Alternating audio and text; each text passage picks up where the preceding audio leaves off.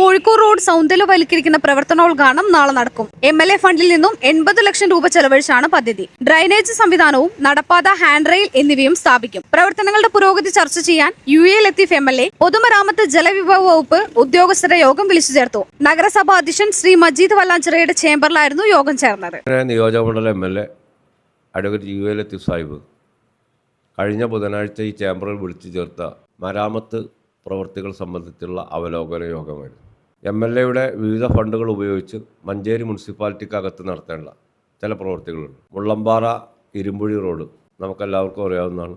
ആ റോഡിൻ്റെ പ്രവൃത്തി തുടങ്ങി കുറച്ച് സമയങ്ങളായിരുന്നു. പക്ഷേ വാട്ടർ അതോറിറ്റിയിൽ പൈപ്പ് മാറ്റുന്നതുമായി ബന്ധപ്പെട്ട ചില വിഷയങ്ങളുണ്ടായിരുന്നു. ആ വിഷയങ്ങളിൽ നഗരസഭ ചെയ്യേണ്ട ചില കാര്യങ്ങളുണ്ട്. ആ കാര്യങ്ങൾ ചർച്ച ചെയ്തു.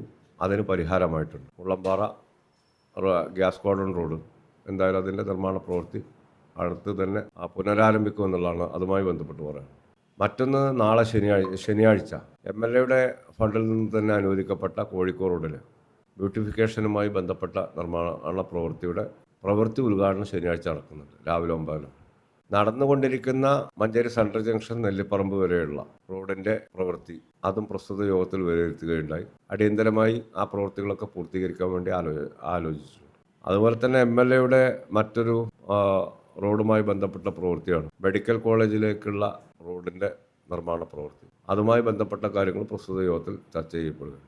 തീർച്ചയായും ഈ പറയപ്പെടുന്ന 4-5 നിർമ്മാണ പ്രവൃത്തികൾ റോഡുമായി ബന്ധപ്പെട്ട കാര്യം, അതുപോലെ തന്നെ കുത്തുകൽ മംഗലശ്ശേരി ചരണി ബൈപ്പാസ്, മിനി ബൈപ്പാസ്, അതിൻ്റെ AS ആയിട്ടുണ്ട് എന്നുള്ളതാണ് ബന്ധപ്പെട്ട ഉദ്യോഗസ്ഥന്മാർ പറഞ്ഞിട്ടുള്ളത്.